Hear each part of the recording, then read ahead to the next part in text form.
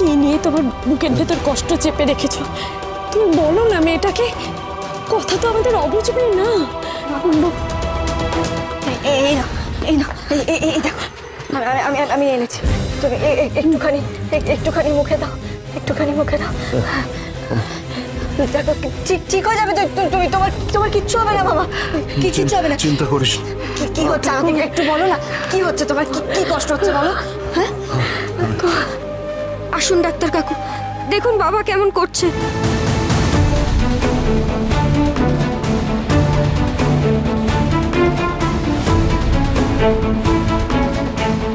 কতক্ষণ হয়েছে এটা? এই তো মিনিট 10 হলো।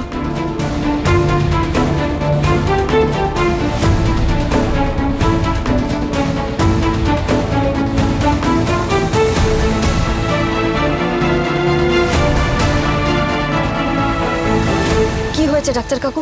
খুব চিন্তা করছেন কি কিছু নিয়ে?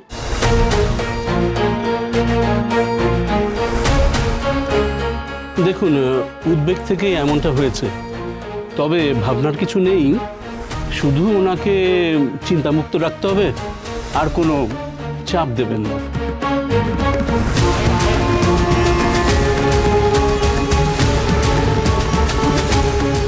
দেখুন, ওষুধ লিখে দিয়েছি, কিন্তু ওষুধ যা করার সেটা করবে, আসল কাজ আপনাদের করতে হবে।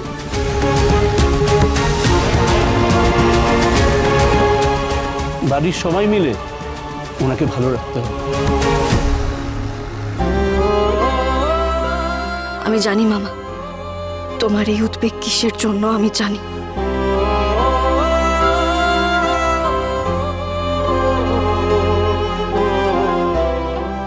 আসুন ডাক্তার কাকু, আমি আপনাকে এগিয়ে দিচ্ছি।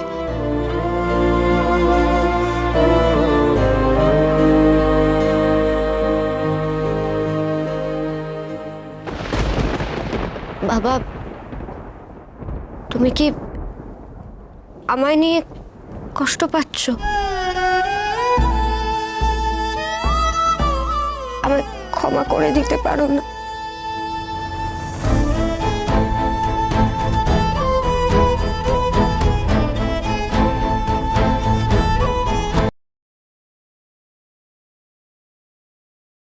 না না না, ডাক্তার জেঠু যতই বলুক না কেন, মামাকে ভালো রাখার সবার দায়িত্ব কিন্তু আমি জানি। মামাকে ভালো রাখা কেবল আমার দায়িত্ব। মামা তো শুধুমাত্র আমার জন্যই এতটা উদ্বেগে ভুগছে। আমি যে কি করি তপকে, আমি কিচ্ছু বুঝতে পারছি না। কি করে যে মেয়েটার সামনে গিয়ে দাঁড়াবো কি জানি। আমি কি করে মামাকে চিন্তামুক্ত করব? আমার মামা তো জানে তার কথা মা বিয়ে পর্যন্ত করতে চায় না। কিন্তু মামা আমাকে এই কথাগুলো বলবে কি করে? আমি কি করে মামাকে সুস্থ করে তুলবো?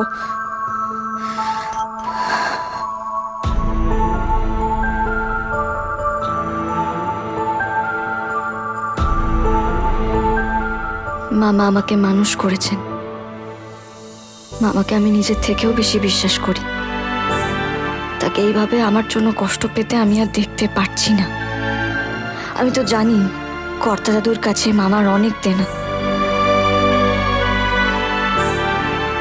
জুনির বিয়ের সময় থেকে সেই কষ্ট আছে মামার মনে। কর্তা দাদুর কাছে মামা এক প্রকার মাথা নিচু করেই থাকেন, আর এখন আমার এই বিয়ের ব্যাপারেও মামাকে মাথা নিচু করেই থাকতে হচ্ছে। একমাত্র কারণ আমার জেদ, আমার একরোখা মনোভাব।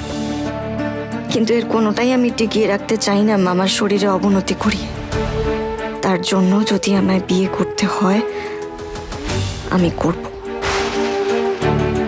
এতে তো যে আমি হেরে গেলাম তা নয়। নিজের জন, কাছের মানুষ, সেই যদি ভালো না থাকলো আমার জিতে কি লাভ? আর কার কাছেই বা জিতবো আমি? মামা, সে যে আমার কাছে কি তা ভাষায় বোঝানো সম্ভব না। আর আজও মনে আছে যেদিন মা চলে গেল সেই দিনটার কথা। বাবা ছেড়ে চলে গেল, তুমি ছেড়ে যাও না। মা ওঠো। কাঁদে না কথা মা, এই তো আমি আছি। তোর মামি আজ থেকে তোর মা, কেমন? কাঁদে না।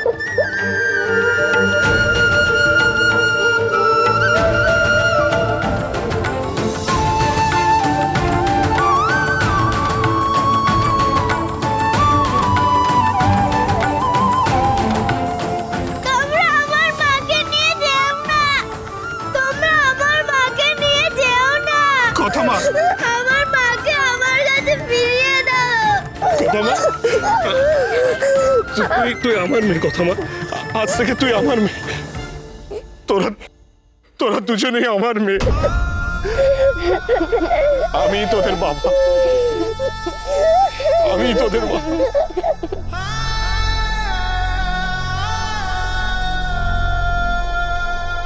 সমীর, হ্যাঁ বাবা। ফ্যাক্টরির সমস্যা আজ মিটে গেছে মানে এই নয় যে এটা আর হবে না কোনোদিন। এরা আবার মাথা ছাড়া দেবে, কারণ এদের একটাই উদ্দেশ্য, গুহ ফার্মাসিউটিক্যালসে একেবারে ধ্বংস করা। এরা কারা? অনবরত এভাবে চেষ্টা চালিয়ে যাচ্ছে, সেটাই তো বুঝতে পারছি না। বুঝতে পারছো না? যারা আমাদের ফ্যাক্টরি কিনে নিতে চায়।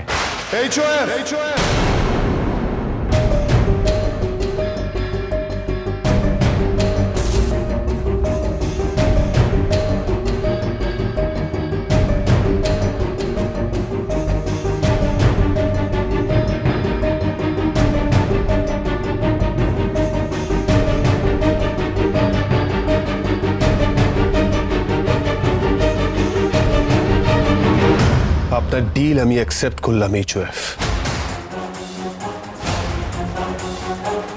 এই রাউন্ডে আপনি কিছুটা এগিয়ে গেলেন, আমি কিছুটা পিছিয়ে গেলাম, কিন্তু এটাই শেষ রাউন্ড নয়।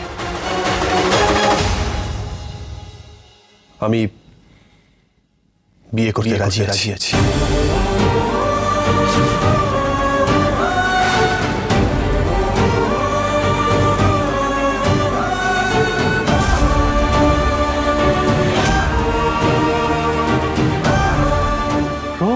আমার মায়ের নামে ক্যাফে খোলার জন্য আমি সবকিছু করতে রাজি আছি।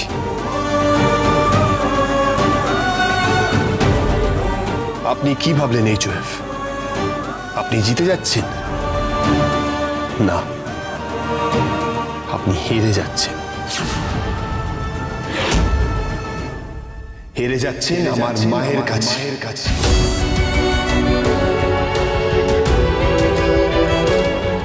কারণ আমাকে রাজি করাতে আপনাকে মায়ের সাহায্যই নিতে হলো। এই কথাখানা অন্যদিন বললে এই লাঠিখানা তোমার পিঠে পড়তো, কিন্তু আজ মা আনন্দী তোমার মঙ্গল করুন। এই একটা সিদ্ধান্ত খুব ভালো নিয়েছো ছোকরা।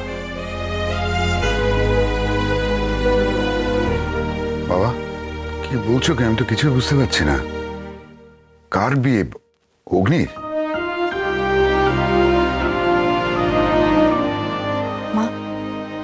আমি তোমাকে বলেছিলাম না, দেখবে এবার আমাদের অগ্নিটা ঠিক বদলে যাবে। বাবা, বলছিলাম যে সে তো নয় ঠিক আছে, কিন্তু মেয়েটা কে? মানে কার সাথে বিয়ে? 1 মিনিট। আমার জানার কোনো ইচ্ছে নেই আপনি আমার বিয়ে কার সঙ্গে ঠিক করেছেন, কারণ এটা ম্যাটারই করে না। আমাকে জানানোর কোনো দরকার নেই। এই রাগ তোমার অনুরাগে বদলে আমি ছাড়বো। প্রত্যয় দাদু ভাই, ও অঙ্কিত দাদু ভাই, একটু দেখো আপনি দাদু ভাইকে, ও তো আর ওর মধ্যে নেই গো।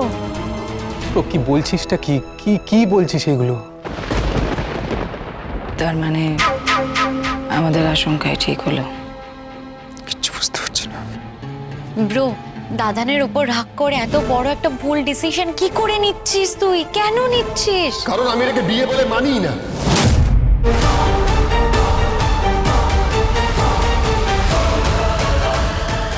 কিন্তু এটা করলে যদি আমার মাই মমস ক্যাফে আবার খুলে যায়, তবে তাই হোক,